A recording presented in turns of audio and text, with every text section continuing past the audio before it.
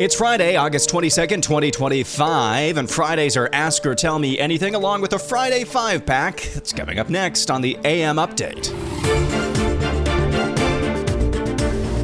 Well, thank you for making it through another week on the AM Update with me. I appreciate each and every one of you. Unlike last week, we had a pretty smooth week when it came to technological differences. None of those this week, thankfully. If you've already done so, if you haven't yet, of course, that's a must.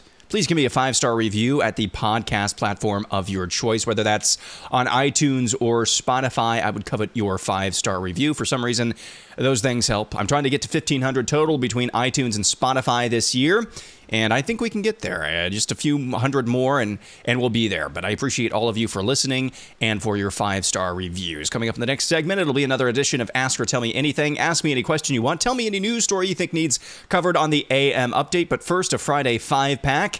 Well, there's an appellate court in New York State that threw out Letitia James, that would be New York Attorney General, Letitia James's civil suit against President Trump. President Trump, that was almost $500 million. President Trump responded to that big win on Truth Social saying, quote, "I greatly respect the fact that the court had the courage to throw out this unlawful and disgraceful decision that was hurting business all throughout New York State. Others were afraid to do business there. The amount, including interest and penalties, was over $550 million. It was a political witch hunt in a business sense, the likes of which no one has ever seen before. This was a case of election interference by the city and states trying to show illegally that I did things that were wrong when in fact everything I did was absolutely correct." President Trump went on for another, what amounts to several paragraphs in that Truth Social post. That was, of course, he is correct. That was a witch hunt. It was always and nakedly a witch hunt. Of course, when you've got the Attorney General of the state of New York, one of her campaign messages was that she was running, and if you elect me, I'll go after, I think those are her words, go after President Trump. So that is a win for sanity and a win for President Trump's pocketbook. No way he was ever going to be able to pay that, I would think. Next up on our Friday 5-pack, the Trump administration says it's reviewing all 55 million people here in the United States who have visas to uncover potentially deportable violations. So that news came out yesterday, courtesy of the Associated Press. I have just one pretty simple question, and that is this. What the heck? 55 million foreigners. That's just what the government is telling us. With legal status, temporarily, of course, temporarily in air quotes, 55 million foreigners in this country legally. Now, let's do a little bit of math on the fly, I should say. 55 is what percentage of 335? I think 335 million is the rough population of the country. 16%, almost 16.5% of this country here legally foreigners. When you couple that in with the, I think, 12 million that the federal government, at least under the Biden administration, maybe that number has gone up in the Trump administration, the 12 million people who crossed just during the Biden administration. And who knows, under previous administrations, how big the total actually becomes of illegal aliens in this country. Deport, deport, deport, deport. That is the name of the game. Vice President J.D. Vance, along with White House Deputy Chief of Staff Stephen Miller, have been in a dead heat this week in terms of who's doing the best messaging for the White House, and that is a firm competition. Here is J.D. Vance on Fox News on the issue of what's actually driving the push to deport as many people as possible, as many illegals as possible, I should say. And a good reminder of what's really at stake. So I don't want to get ahead of any administration announcements, but we are looking at a whole host of points of leverage we can exercise over California and other states to make sure they comply with the law. Sanctuary cities are killing people because you allow these violent criminals to set up shop in your cities. Obviously, you saw this case with the person who murdered people on the road, 3 people on the road, because he couldn't even read the road signs. We have a lot of points of leverage here, but fundamentally, I think the American people have to stand with us here. Because when we go and tell the governor of California or the governor of New York that you have to stop putting the interests of illegal aliens over American citizens, we need the American people to stand with us. And I think that they will. I think that they are. But we're definitely not going to let this slide, Laura. You can't do it. You've got to stop putting the interests of foreigners who don't have the right to be here over the interests of American citizens. That is the entire point and purpose of the Democratic Party. If you go back to the election of 2024, what was the big issue? The big issue was illegal immigration. They were actually defending the rights of illegal immigrants to come into our country, to vote in our elections, to collect Social Security and Medicaid that ought by right go to American citizens, to say nothing of housing. This is actually the biggest driver of housing costs in some of these big blue cities, is that they've flooded the zone with illegal immigrants. As we've kicked illegal aliens out of our country, you actually see housing costs start to level off. So fundamentally, the difference between Republicans and Democrats is we care about American citizens. They actually don't like American citizens and want to replace them with low-wage foreigners. It's a very stark difference, and I think the American people are going to continue to reward us because of it. Vice President J.D. Vance reminding you just what's at stake and the impacts of unfettered illegal and legal immigration. He didn't say that. I did. But that's kind of his message, reading in between the lines there. Well, moving on, story number 3 in our Friday 5-pack actually comes from the world of sports. And I want to get this in here because this is just an egregious case of being done dirty. You may recall Northwestern football a couple of years ago. That would be the Big Ten Northwestern. A couple of years ago, it was actually in 2022. They fired their then head coach from his own alma mater. He played for Northwestern as well in his college career. You know, as far as Northwestern goes, it's very difficult program to build given their academic standards. But Pat Fitzgerald did a great job during his tenure as coach. Well, somebody claimed somebody on the team or a former member of the team disenfranchised, but disaffected, we should say, discouraged, if you could say, has said that there was some sort of hazing practice that was done while Pat Fitzgerald was the head football coach of the Wildcats, and that it was condoned by the coach. And of course, the sports media just ran with that story. And I think over a period of maybe just a few days, Northwestern fired Pat Fitzgerald, their most successful head football coach, one of their most decorated former players, just unceremoniously fired him over unconfirmed reports of hazing. Well, Pat Fitzgerald then filed a lawsuit claiming improper dismissal, or some derivation of that term. That lawsuit has been settled. Northwestern released a statement yesterday saying, quote, while the litigation brought to light highly inappropriate conduct in the football program and the harm it caused, the evidence uncovered during extensive discovery did not establish that any player reported hazing to Coach Fitzgerald or that Coach Fitzgerald condoned or directed any hazing. Moreover, when presented with the details of the conduct, he was incredibly upset and saddened by the negative impact this conduct had on players within the program. Northwestern appreciates Coach Fitzgerald's 26 years as a Northwestern player and coach. Northwestern is proud of Coach Fitzgerald's team's success on the field as well as success in the classroom. So I wanted to highlight that because from what I've heard, Pat Fitzgerald is just a stand-up dude. And his name for years now has been associated with, or in the case of what happened a few summers ago, actually it's 2023. I think I said 2022 earlier. What happened a couple of summers ago was just evil. It was just evil. And he was done dirty. So vindication for Pat Fitzgerald. Story out of the sports world. There's this as well. It's Cracker Barrel's CEO reaction to their rebrand, where they basically made the iconic logo look like the Dollar General logo. Here she is. Honestly, the feedback's been overwhelmingly positive that people like what we're doing. Yeah, their stock price tanked, I think, to the tune of like $200 million. That's Julie Fells Massino, Cracker Barrel CEO, oversaw the rebrand of Cracker Barrel. And their stock price has plummeted. And finally, on a Friday 5-pack, Pastor Greg Laurie shared this clip yesterday. in the aftermath of the passing of a giant of the faith in modern American history, and that would be one James Dobson, the founder and leader of Focus on the Family for the vast majority of that organization's history. Greg Laurie, another prominent pastor, shared this clip that stood out to him, one of his best memories of James Dobson, or at least best messages from James Dobson. Listen to this. In one of the last conversations that Jesus had with his disciples, he said, and it's recorded in John 16:33, "In this life you will have tribulation, but be of good cheer, for I've overcome the world." And he says that to us too. Pain and suffering will be part of our lives. But then he also says to us, be of good cheer. How can you put those two ideas together? They seem like a contradiction. In this life, you're going to hurt, you're going to have sorrow, you're going to have pain, and eventually death.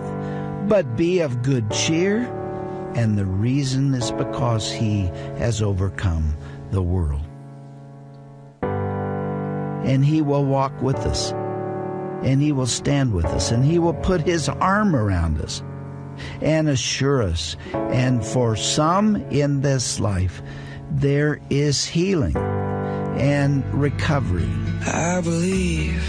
And for others, ultimate healing will occur on the other side. But for all of us, there is hope for hurting hearts. So that is a clip that Pastor Greg Laurie shared the other day in the aftermath of the news of Dr. James Dobson's passing. It's a clip from a series or a film titled Hope for Hurting that has not been very well known, and Greg Laurie tried to illuminate that yesterday. But you can, say what you want about what went down with James Dobson and Focus on the Family, and that was a little weird. But I know that on a personal level, and I don't have personal interaction with James Dobson, never have, but I've heard many stories that on a personal level, the dude had a sensitive and big heart for children and families, and that could be heard in so many of his materials, both the radio program and elsewhere over the years. So James Dobson in heaven, age of 89. When we come back, it'll be time for Ask or Tell Me Anything. That's coming up next.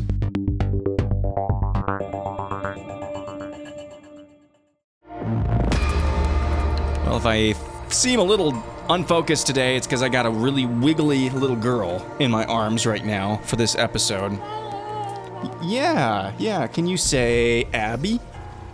Baby. Hey, that was good, Abby. Can you say Dada? Baby. Just Abby again. Can you say Ben? Daddy. Oh, there's a daddy. Can you say Mama? Hey, Abby, do you like it when Daddy meows?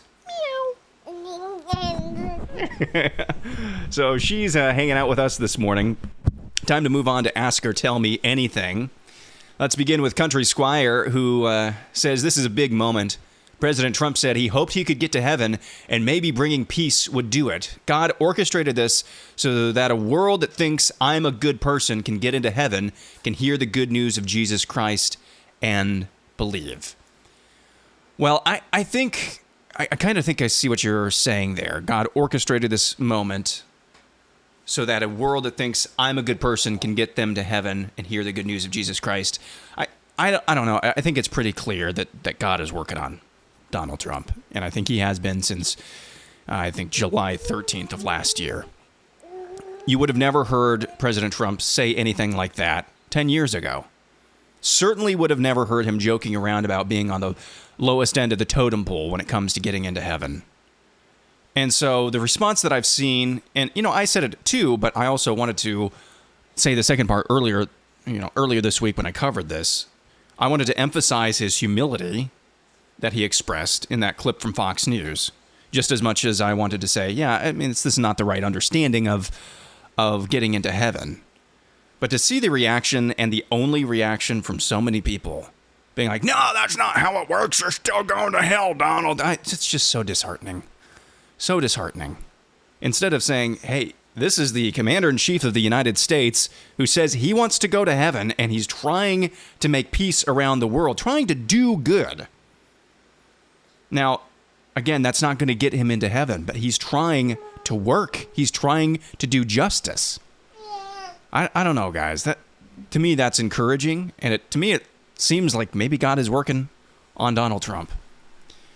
Let's go to this one. It is from John Roy. Says, why is your Spotify feed recommending other podcasts I might like? I guess This Old House makes sense as another opportunity for a revenue stream. I think I'm going to turn it off, though, because I was doing the math, and it doesn't appear to be working on iTunes, and it's just not going to be worth it to have the diffusion of brands in Spotify. So I might leave it on for another week, but it was another opportunity to make money from my podcast host. I just don't think it's going to be worth it, though. So that's why. Yep, I'm aware of that. Cole says, how often do you smoke or grill fish? What's your favorite kind of fish to eat? Seafood or fresh applies? Well, given that I'm from Iowa, we are renowned for our seafood. Not. But my favorite local as in regional fish to catch is, I know this is kind of be the same answer, but is, Abby, what you doing? Is trout. And I know it's the same family as salmon, and that's my favorite. Yeah, that's my favorite fish is salmon. Now, my second favorite, something you could catch locally is catfish from clean water. As clean water as you can. And I understand catfish. As I understand it, I think they're kind of bottom feeders or thought of as bottom feeders. But if you can get them in cold water or even walleye even better probably. Those are my favorite kind of regional or local catches. Been a while since I've had any of those, and fried up, even with a gluten-free, batter. Those are super good. And then, as I said, things that are imported, salmon. By far, salmon is my favorite. But I have not smoked fish for a while. The last time I did smoke some salmon, and man, that was good. Let's go to James. Is the devil real, and why is it Gavin Newsom? Oh, come on. I think you're being a little bit hard on the devil there. Light the Dark California says, yeah, you've got a lot to say too, don't you? Sat in on California IHSS caregiver orientation. They made us sit through a mandatory union pitch. Said Trump is a genocide, black and brown people. Bragged about funding the left agenda, then pushed paperwork to skim 8% of taxpayer-funded caregiver pay into their political machine. If that's not the most California thing I've heard this week, I don't know what is. So thank you, Light the Dark California. Caregiver orientation, and you were subjected to woke propaganda and attempts to funnel taxpayer money into a political machine. That's just quintessential California in the year 2025. Brian Moss asks, how much of Zelensky's statements at the White House do you think were sincere?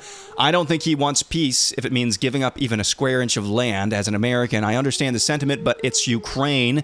Reality has to come into consideration at some point. Well, I do think Vladimir Zelensky is learning and has learned some lessons, and he was on his best behavior at the White House. I'm sure, my Constitution says I cannot give up any land. You already did, bro. You already did. The Constitution didn't prevent Russia from rolling tanks. At this point, just end the killing. End the killing. That has to be your priority. Sometimes there are big fishes. Sometimes big fishes nibble off a little bit of smaller fishes. That's what happened this time. At the same time, I don't think Russia thought that this whole thing was going to be 3 years for one region. I don't think they expected that either. And they're not just going to give up. That would be humiliating on an international stage. So here we are. Ivan says, is there an actual argument for NATO? Nope. Seems like a dead treaty. Yes. U.S., U.K., France, and Italy have all been invaded and morally conquered. Our enemies use it against us. It's basically just a military arm for Soros and the UN. My sons won't be fighting for it. Will yours? Nope, they will not. And I don't really see much of an argument for NATO right now. You can have individual piecemeal treaties if you think that are in your best interests, if you think you can do that or need it. Let's end with Tiny Johnny, who says, you can pick one preacher for the rest of your life to listen to, a different one to read, and another one to have a direct fellowship with. What 3 do you pick? So one preacher for the rest of my life to listen to, a different one to read, and another one to have direct fellowship with. Well, one to read, let's pick a dead guy, and that will be R.C. Sproul. And I like his presentation and speaking style, but since he's dead, I think it's safe to just say, let's just read his stuff instead of listening to it. One to listen to, I'm going to get in trouble for this. I do not like the way that he handled this whole controversy last year. I don't think it negates the work that God has done through him in his pulpit and his ministries. But Alistair Begg, I disagree with his advice. I disagree with the way, and I do not like the way he handled the whole thing. I thought some of the things, are we starting to get sad now? I thought some of the things that were said about him were a little bit unfair and a little bit exaggerative. Like saying that he tells Christians to go to gay weddings, plural. No, that's not what he said. I don't agree with the advice that it was given. And for those of you not aware of what I'm talking about, he got a letter from a lady, had a picture of her and I think her granddaughter, who identifies as a dude. And basically Alistair Begg, she was asking, hey, can we go to my granddaughter's quote unquote wedding? Not a wedding, but whatever that ceremony is. And Begg asked her, hey, does your granddaughter understand what you believe about the Bible, what the Bible says about this, and understands that you believe the Bible? And this lady said yes. And Begg's advice was, well, in that case, go, because your granddaughter is going to expect you to not come. And so the best way to love her in that specific instance, and Begg, he made a big point of it, that this is just kind of a one-off piece of advice that I gave in this circumstance. That's kind of what, he didn't say this, but he was kind of saying it without saying it. This kind of what the Holy Spirit led me to say. And I don't agree with that. I mean, you would not, for any other sort of crime or perversion, a celebration of that, you would not attend a ceremony celebrating that. So I don't agree with that, but I do think in terms of an orator, Alistair Begg is still really good. So I'm not ready to write off his entire ministry and his entire work based on one instance where he gave a lot of qualifications, and then the aftermath to that instance he didn't handle, I didn't think, very well. I'm just not ready and willing to throw away an entire ministry because of that. And then one pastor to have direct fellowship with. Well, how about my own? That can only be the right answer, right? Because if you're somewhere that you don't want to have direct fellowship with your pastor, then you probably shouldn't be at the church. So, Pastor Mike. Although, maybe I should say hi to him next Sunday. That's going to do it for Friday.